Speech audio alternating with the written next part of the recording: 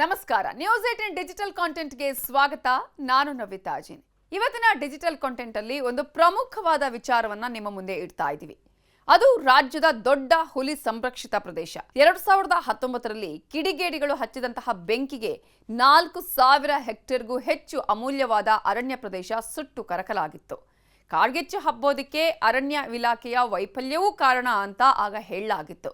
ಹಾಗಾಗಿ ಅವತ್ತಿನಿಂದ ಪ್ರತಿ ಬಾರಿ ಬೇಸಿಗೆ ಬಂದಂತಹ ಸಂದರ್ಭದಲ್ಲಿ ಬೇಸಿಗೆಗೂ ಮುನ್ನ ಎಚ್ಚೆತ್ತುಕೊಳ್ಳುವಂತಹ ಅರಣ್ಯ ಇಲಾಖೆ ಈಗ ಒಂದಷ್ಟು ಮುನ್ನೆಚ್ಚರಿಕಾ ಕ್ರಮಗಳನ್ನು ತೆಗೆದುಕೊಳ್ತಾ ಇದೆ.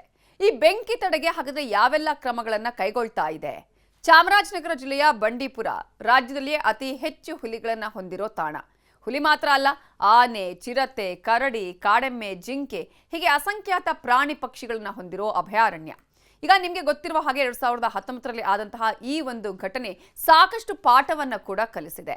ಆ ಸಂದರ್ಭದಲ್ಲಿ ಬೆಂಕಿಯ ಕೆನ್ನಾಲಿಗೆಗೆ ಅಸಂಖ್ಯಾತ ಸರೀಸೃಪಗಳು ಬೆಂಕಿಯ ಆಪೋಷಣವನ್ನ ಪಡ್ಕೊಂಡಿದ್ದನ್ನ ನಾವು ಗಮನಿಸಬಹುದು. ಈ ಸಂದರ್ಭದಲ್ಲಿ ಅರಣ್ಯ ಇಲಾಖೆ ಬೆಂಕಿಯನ್ನು ನಂದಿಸುವುದಕ್ಕೆ ಹರಸಾಹಸವನ್ನೇ ಪಟ್ಟಿತ್ತು. ಹಾಗಾಗಿ ಅರಣ್ಯ ಇಲಾಖೆ ಇದೀಗ ಫ್ರೀ ಲೈನ್ ನಿರ್ಮಾಣ ಮಾಡ್ತಾ ಇದೆ. ಅಂತ ಹೇಳಿದ್ರೆ ಬೆಂಕಿ ರೇಖೆ ಅನ್ನುವಂತಹ ಒಂದು ಕಾರ್ಯಕ್ರಮವನ್ನ ಆಯೋಜನೆ ಮಾಡುತ್ತೆ. ಬಂಡೀಪುರದ ಮಧ್ಯೆ ಹಾದು ಹೋಗೋ 2 ರಾಷ್ಟ್ರೀಯ ಹೆದ್ದಾರಿ, ಸುತ್ತಮುತ್ತಲ ಗ್ರಾಮಗಳಿಗೆ ಸಂಪರ್ಕ ಕಲ್ಪಿಸೋ ಮಾರ್ಗ, ಸಫಾರಿ ಮಾರ್ಗ ಹಾಗೂ ಗೇಮ್ ರೋಡ್ಗಳಲ್ಲಿ ಬೆಂಕಿ ರೇಖೆಯನ್ನ ನಿರ್ಮಿಸಲಾಗುತ್ತೆ. ಈ ಬೆಂಕಿ ರೇಖೆ ಏನು ಅಂತ ಗಮನಿಸ್ತಾ ಹೋಗೋದಾದ್ರೆ, ರಸ್ತೆಯ ಎರಡೂ ಬದಿ ಬೆಳೆದು ನಿಂತಿರುವ ಕುರುಚಲು ಗಿಡಗಳನ್ನು ಕತ್ತರಿಸಿ ಒಣಗಿದ ಎಲೆಗಳು ಹಾಗೂ ಒಣ ಹುಲ್ಲಿಗೆ ಬೆಂಕಿ ಹಚ್ಚಿ ಮೊದಲೇ ಸುಡಲಾಗುತ್ತೆ. ಬಂಡೀಪುರ ಹುಲಿ ಸಂರಕ್ಷಿತ ಪ್ರದೇಶದ 13 ವಲಯಗಳಲ್ಲೂ ತಲಾ 250 ಕಿಲೋಮೀಟರ್ನಂತೆ ಸುಮಾರು 3000 ಕಿಲೋಮೀಟರ್ ಉದ್ದ ಈ ಬೆಂಕಿ ರೇಖೆಯನ್ನ ನಿರ್ಮಾಣ ಮಾಡಲಾಗುತ್ತೆ. ಹೀಗೆ ರಸ್ತೆ ಬದಿಗಳಲ್ಲಿ ಹಾಗೂ ಗೇಮ್ ರೋಡ್ಗಳ ಇಕ್ಕೆಲೆಗಳಲ್ಲಿ ಬೆಂಕಿ ಹಾಕಿ ನಂದಿಸಿ ಬೂದಿ ಆಗೋದ್ರಿಂದ ಕಾಡಲ್ಲಿ ಒಂದು ಕಡೆಯಿಂದ ಮತ್ತೊಂದು ಕಡೆಗೆ ಬೆಂಕಿ ಹಬ್ಬೋದಿಲ್ಲ. ಬೆಂಕಿ ರೇಖೆ ನಿರ್ಮಾಣ ಮಾತ್ರ ಅಲ್ಲ, ಪ್ರತಿಯೊಂದು ವಲಯಕ್ಕೂ ಅಲ್ಲಿ ಬೇಕಾದಂತಹ ಟ್ಯಾಂಕರ್ ಆಗಿರ್ಬೋದು, ನೀರಿನ ಟ್ಯಾಂಕರ್, ಫೈರ್ ಮೀಟರ್ಸ್ ಆಗಿರ್ಬೋದು, ಪಿಕಪ್ ವಾಹನ, ಹೀಗೆ ಅಗ್ನಿಶಾಮಕ ಉಪಕರಣಗಳನ್ನು ಕೂಡ ಎಲ್ಲವೂ ರೆಡಿ ಮಾಡಿ ಇಡಲಾಗುತ್ತೆ. ಇನ್ನು ಬೆಂಕಿ ಅನಾಹುತ ಆಗುವಂತಹ ಸಂದರ್ಭದಲ್ಲಿ ಕಾಡಂಚಿನ ಗ್ರಾಮಗಳಲ್ಲಿ ಈ ಹಿಂದೆ ಯಾವ ರೀತಿಯಾಗಿ ಬೆಂಕಿಯ ಪ್ರಾಬ್ಲಮ್ಗಳು ಆಗಿತ್ತು, ಇದರಿಂದ ಯಾವ ರೀತಿಯಾಗಿ ಕಾಡ್ಗಿಚ್ಚು ಹರಡಿತ್ತು, ಏನೇನು ಸಮಸ್ಯೆಗಳಾಗಿತ್ತು, ಇವೆಲ್ಲದರ ಜಾಗೃತಿಯನ್ನು ಕೂಡ ಮೂಡಿಸಲಾಗುತ್ತೆ. ಹಾಗಾಗಿ ಮೊದಲು ಕಾರ್ಮಿಕರಿಗೂ ಕೂಡ ಟ್ರೈನಿಂಗ್ ಕೊಡಲಾಗುತ್ತೆ. ಕಾಡಿನ ಬಗ್ಗೆ ಹೆಚ್ಚು ಗೊತ್ತಿರುವಂತಹ ಸ್ಥಳೀಯ ಸೋಲಿಗರನ್ನ ಕೂಡ ಇದಕ್ಕೆ ಬಳಕೆ ಮಾಡಿಕೊಳ್ಳಲಾಗುತ್ತೆ. ಜೊತೆಗೆ ಅರಣ್ಯದಂಚಿನ ಗ್ರಾಮಗಳ ಜನರನ್ನ ವಿಶ್ವಾಸಕ್ಕೆ ತೆಗೆದುಕೊಂಡು ಈ ಕೆಲಸವನ್ನ ಈಗಾಗಲೇ ಅಲ್ಲಿ ಮಾಡಲಾಗುತ್ತೆ. ಆದ್ರೆ ಒಂದಿರುವಂತಹ ವಿಚಾರ ಏನಂತ ಹೇಳಿದ್ರೆ, ಅಲ್ಲಿರುವಂತಹ ಕೂಲಿ ಕಾರ್ಮಿಕರಿಗೆ ಅಥವಾ ಸೋಲಿಗರ ಕಾಲೋನಿಗಳ ಕೂಲಿ ಕಾರ್ಮಿಕರಿಗೆ ಇದರ ಬಗ್ಗೆ ಅರಿವನ್ನ ಮೂಡಿಸಬೇಕು ಅನ್ನುವಂತಹ ವಿಚಾರ ಕೂಡ ಅಷ್ಟೇ ಚರ್ಚೆ ಆಗ್ತಿದೆ. ಅರಣ್ಯ ಮಧ್ಯೆ ಭಾಗ ಹಾದು ಹೋಗುವಂತಹ ಹೆದ್ದಾರಿ ಹಾಗೂ ಇತರೆ ಗ್ರಾಮಗಳಿಗೆ ಸಂಪರ್ಕ ಕಲ್ಪಿಸುವಂತಹ ಮಾರ್ಗಗಳಲ್ಲಿ ಬೇಸಿಗೆ ಮುಗಿಯುವವರೆಗೂ ನಿರಂತರವಾಗಿ ಅರಣ್ಯ ಇಲಾಖೆಯವರು ಪೆಟ್ರೋಲಿಂಗ್ ಮಾಡಬೇಕಾಗತ್ತೆ. ಆಯಾ ಕಠಿಣ ಸ್ಥಳಗಳಲ್ಲಿ ಸಿಸಿ ಕ್ಯಾಮೆರಾಗಳನ್ನ ಹಾಕಬೇಕಾಗತ್ತೆ. ಯಾರ್ಯಾರು ಅರಣ್ಯದೊಳಗೆ ನುಸುಳ್ತಾರೆ ಅವರ ಮೇಲೆ ಹದ್ದಿನ ಕಣ್ಣು ಇಡಬೇಕು ಅನ್ನುವಂತಹ ಒತ್ತಾಯವು ಕೂಡ ಅರಣ್ಯ ಪ್ರೇಮಿಗಳಾಗಿದೆ. ಬಂಡೀಪುರ ಟೈಗರ್ ರಿಸರ್ವ್ ವ್ಯಾಪ್ತಿಯಲ್ಲಿ ನಿಮಗೆಲ್ಲ ಗೊತ್ತಿದ್ದಂಗೆ 13 ವಲಯಗಳು ಬರ್ತಾ ಇದ್ದಾವೆ. ಇನ್ಕ್ಲೂಡಿಂಗ್ ಒಂದು ಗುಂಡಲ್ಪೇಟೆ ಬಫರ್ ಝೋನ್ ಅಂತ ಬರ್ತಾ ಇದೆ. ಆಲ್ಮೋಸ್ಟ್ 2 ರೇಂಜ್ ಬಿಟ್ಟು ಬಾಕಿ ಪ್ರತಿಯೊಂದು ರೇಂಜನ್ನು ಗಡಿಭಾಗ ವಿಲೇಜ್ ಜೊತೆ ಶೇರ್ ಆಗ್ತಾ ಇದೆ, ರೆವೆನ್ಯೂ ಲ್ಯಾಂಡ್ ಜೊತೆ. ಸೊ ಇದು ಈಗ ನಿಮಗೆಲ್ಲ ಗೊತ್ತಿದ್ದಂಗೆ ಈಗ ಜನವರಿ ತಿಂಗಳಿಂದ ನಮಗೆ ಮಳೆ ಏನೂ ಇಲ್ಲ. ಸೊ ಆಲ್ರೆಡಿ ಕಳೆದ ವರ್ಷ ನಮಗೆ ಒಳ್ಳೆ ರೀತಿಯಲ್ಲಿ ಮಳೆ ಆಗಿದೆ. ಆದ್ರೂ ಈ ವಾತಾವರಣ ಈಗ ಡ್ರೈ ಸಮ್ಮರ್ಸಲ್ಲಿ ನಾವು ಆಲ್ರೆಡಿ ಎಂಟ್ರ್ ಆಗ್ತಾ ಇದ್ದೀವಿ. ಸೊ ಅದರಿಂದ ನಾವು ಮುಂಚಿತ ಕ್ರಮವಾಗಿ ಫೈರ್ ಪ್ರಿವೆನ್ಷನ್ನು ಈಗ ನಮ್ಮದು ಭಾರಿ ಇಂಪಾರ್ಟೆಂಟ್ ಕರ್ತವ್ಯ ಆಗಿರುತ್ತೆ. ಫೈರಿಂದ ನಾವು ನಮ್ಮ ಕಾಡನ್ನು ಪ್ರೊಟೆಕ್ಟ್ ಮಾಡೋದು.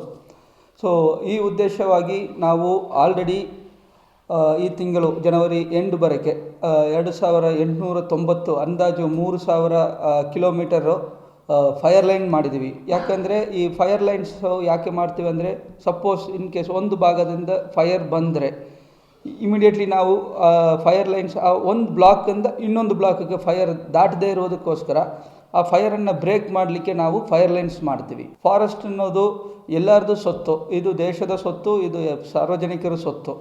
ಸೊ ನಮ್ಮಿಂದ ಒಂದು ವಿನಂತಿ ಏನು ಕೇಳ್ಕೊಳ್ತಾ ಇದ್ದೀವಿ, ಫಾರೆಸ್ಟ್ ಫೈರ್ ಯಾವಾಗಲೂ ನ್ಯಾಚುರಲ್ ಆಗಿ ಆಗುವುದಲ್ಲ.